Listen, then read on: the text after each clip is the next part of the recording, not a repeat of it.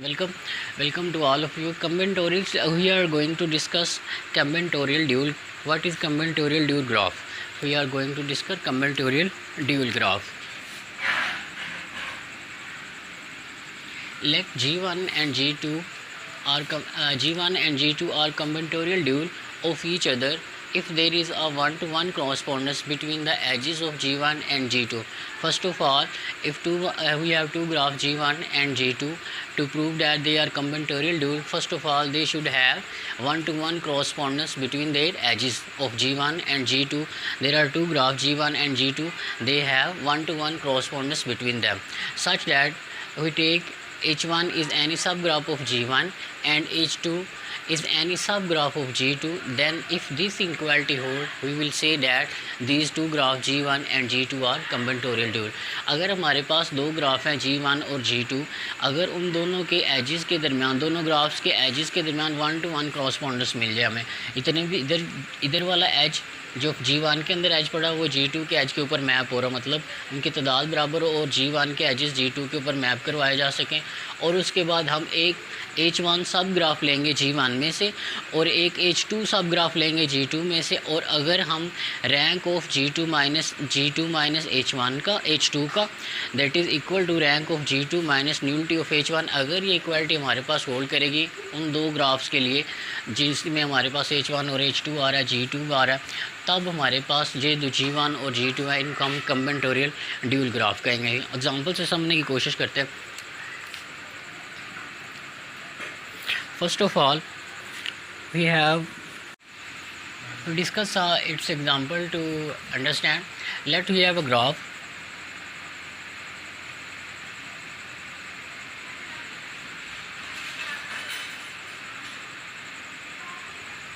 Named its edges. हमने graph लिया, उसके एजेस को नाम देते हैं E1, E2, E3, E4, इसको E3 का नाम देते हैं, E5, E6, E7। ये हमारे पास G1 ग्राफ है। इसी तरह हम G2 ले लेते हैं।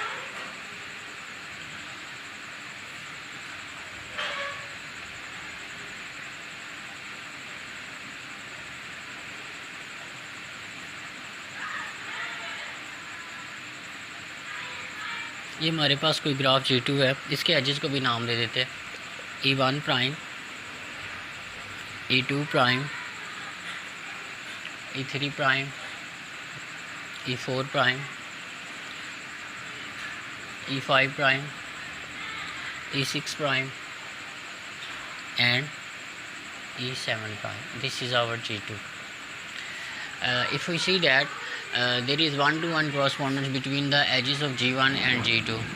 Vertex edge E1, okay, we map E1 to E1 prime, E2 to E2 prime, E3 to E3 prime, E4 to E4 prime and E5 to E5 prime, similarly E6 and E7. So we see that there is one-to-one correspondence between the vertices of edges of G1 and G2. Now move next. One-to-one correspondence has been proved. Now we take a subgraph H1 from the graph G1. Let's take H1, E1, E3, E6 and E7. We take the set of edges to construct the graph H1. हमने एक set of edges लिया है, H1 का नाम दिया उसको, उसके अंदर हमने set of edges लिए हैं G1 में से और इसको कंस्ट्रक्ट करते हैं, देखते हैं ये कैसे बनता है हमारे पास। तो सबसे पहले E1 है, ये हमारे पास एक E1 एच पड़ा, इसको बना लेते हैं, ये हमारे पास E1 है। उसके बाद हमारे पास क्या E3, ये E3 पड़ा हुआ, E3 आ गया, ठीक है। उसके बाद क्या E6, तो ये E6 आ जाएगा। उसके बाद क्या हमारे पास E7, तो ये E7 आ जाएगा, ठीक है। ये हमारे पास H1 था, हमने सब ग्राफ बनाने की कोशिश कर रहे हैं, ठीक है। हमने ये एजी सेट लिया है H1 के अंदर, उसको हमने कंस्ट्रक्ट किया, वो ये फॉर्म बन रहा है। तो हमें फार्मूला के अकॉर्डिंग हम इसकी न्यूलिटी को भी कैलकुलेट कर लेते हैं। तो न्यूलिटी ऑफ H1 हमारे पास क्या आएगा, उसका फार्मूला हमारे पास क्या होता है, न्यूलिटी का फार्मूला हमारे पास होता है M minus N plus C। M हमारे पास क्या है, number of edges for this graph, number of vertices for this graph, and C is number of connected component for this graph. If we see that how many edges for H1, 1 2 3 and 4, there are 4 edges for H1. How many vertices are there? 1 2 3 4 5. There are 5 vertices for H1. And how many connected component for this graph? There are 2 connected components for this graph. If we will solve this, we will get 1. ठीक है, हमने क्या किया, एक H1 सब graph लिया G1 का, उसके अंदर हमने सेट ऑफ एजेस लिए, उनको हमने बनाया कि उसकी फॉर्म क्या बनेंगे, वो ये फॉर्म बनेंगे।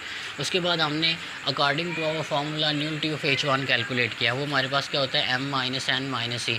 नंबर ऑफ वर्सेस को शो करा, वर्सेस इसके अंदर कितने, सॉरी एजेस को शो करा, एजेस कितने हैं, 4 इसके अंदर हैं। ठीक है, नंबर ऑफ वर्सेस कितने हैं, 5 हैं। ठीक है, और नंबर ऑफ कनेक्टेड कंपोनेंट्स कितने हैं, 2। इसको सॉल्व करेंगे तो हमारे पास आंसर 1 आएगा। अब हम चलते हैं H2 ग्राफ की तरफ। जिस तरह हमने एक H1 एनी सब ग्राफ लेना था G1 में, इसी तरह हमने H2 एनी सब ग्राफ लेना है G2 में। तो H2 भी हम इसी फॉर्म का ले लेते हैं, H2, और वो हमने किससे लेना है, G2 से लेना है। That will be equal to E1 prime, E3 prime, E7 prime, E6 prime. ठीक है, तो इसको कंस्ट्रक्ट करने की कोशिश करते हैं। हमारे पास सबसे पहले E1 क्या है, वो ये पड़ा हुआ है, E1 प्राइम बन गया। उसके बाद हमारे पास क्या आ रहा है, E3 प्राइम, तो ये हमारे पास E3 प्राइम आ रहा है। E3 प्राइम के साथ कोई एज अटैच है जी, एज 7 अटैच है, और इसके साथ E1 के साथ भी इसने अटैच होना,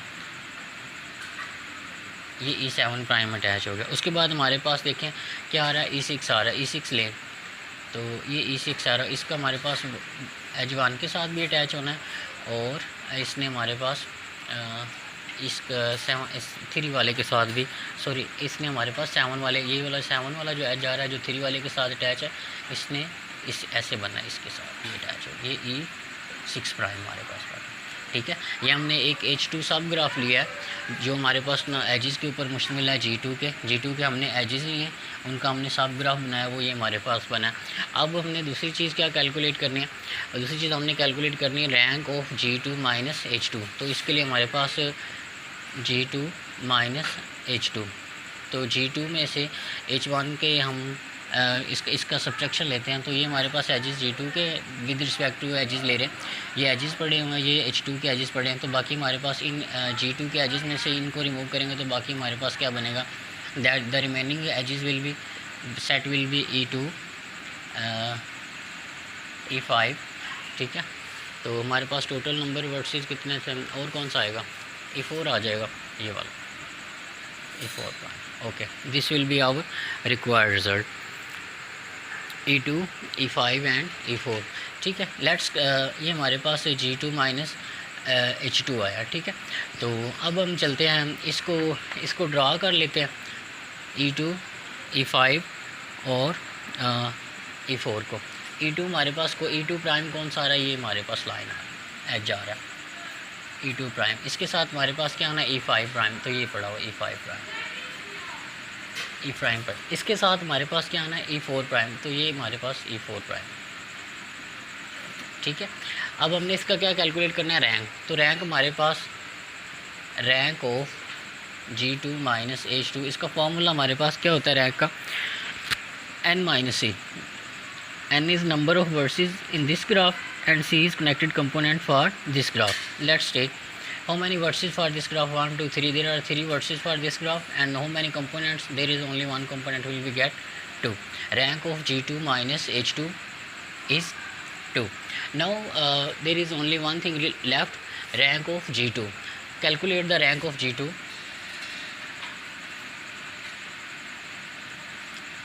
What is the formula of rank 2? Rank n minus C. n is number of vertices for this graph and C is connected component for this graph. If we are talking about G2, how many number of vertices are there, 1 2 3 4. There are 4 vertices for G2, and how many components for G2, there is only one component, will we get 3. So in the formula there are 3 things, 1 2 3. Let's put them in the formula. If we see that rank of G2 minus H2, rank of G2 H2 is 2. put in A all values. ठीक है. Rank of G2 H2 is 2. Okay. Rank of G2 H2 is 2. Okay. What is rank of G2? Rank of G2 we calculate 3. Then subtraction minus nullity of H1. We have calculated the nullity of H1, that is equal to 1. Okay, 1. If we see that 2 is equal to 2 and equality hold for this result, it's mean these two graphs are combinatorial dual to each other. To prove that combinatorial graph to each other, first of all we have G1 and G2 two graphs and there should be 1-to-1 correspondence between their edges. उनके edges के दरमियान 1-to-1 correspondence होनी चाहिए. उसके बाद हम क्या लेंगे, if then we will take any sub graph H1 from the G, okay, and we will named it H1 and we will calculate its nullity. Okay, we have calculated its nullity. Then we have to calculate rank of G2. We have calculated the rank of G2 and further for the next step we take G1, we have discussed it. Next we will take H2 graph and H2 sub graph of G2. Here is we have G2, we will take its sub graph H2 with this set of edges and we will calculate G2 minus H2. This will be our required result after subtraction of G2 minus H2 and we have to calculate the rank of this, and by formula we calculate the rank and at the end we will put these values in our formula and we see that left hand side is equal to right hand side, which implies that these two graphs G1 and G2 are combinatorial duals. अगर हम ये देखें किसी भी graph को combinatorial dual prove कराना तो हमारे पास एक ग्राफ G1 है, दूसरा G2 है, तो दोनों के दरमियान पहले एजेस के दरमियान 1-to-1 correspondence होनी चाहिए, मतलब इसके हर एज इसके तमाम एजेस के ऊपर मैप हो सकें, वो हमने मैप करवा दिया. ठीक है. उसके बाद हमने H1 कोई सब ग्राफ लेना है G1 में से और H2 सब ग्राफ लेना है G2 में से, ये दोनों हमने ग्राफ ले लिए. आगे अगर हम रिक्वायर्ड रिजल्ट की बात करें तो H1 की न्यूलिटी चाहिए, H1 की हमने न्यूलिटी को कैलकुलेट कर लिया. ठीक है. उसके बाद हमें G2 माइनस H2 चाहिए, वो हमने रिक्वायर्ड रिजल्ट का है और उसका क्या निकालना है रैंक, वो भी हमने निकाल लिया. उसके बाद हमें G2 का रैंक चाहिए तो वो निकाल लिया.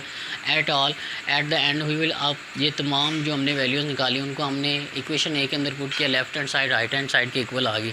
तो हमारे पास G1 और G2 हमारे पास यहाँ पे क्या कॉम्बिनेटोरियल ड्यूल है. अगर हमारे पास G1 और G2 अगर ये left hand side right hand side के इक्वल ना आती तो ये हमारे पास कॉम्बिनेटोरियल ड्यूल नहीं होने थे. अगर रैंक के न्यूलिटी ऑफ द ग्राफ और रैंक ऑफ ग्राफ के रिलेटेड आपने कोई वीडियो देखनी हो तो हम इसका डिस्क्रिप्शन में लिंक दे देंगे. इसके अकॉर्डिंग अगर आपका कोई क्वेश्चन हो तो यू मे आस्क.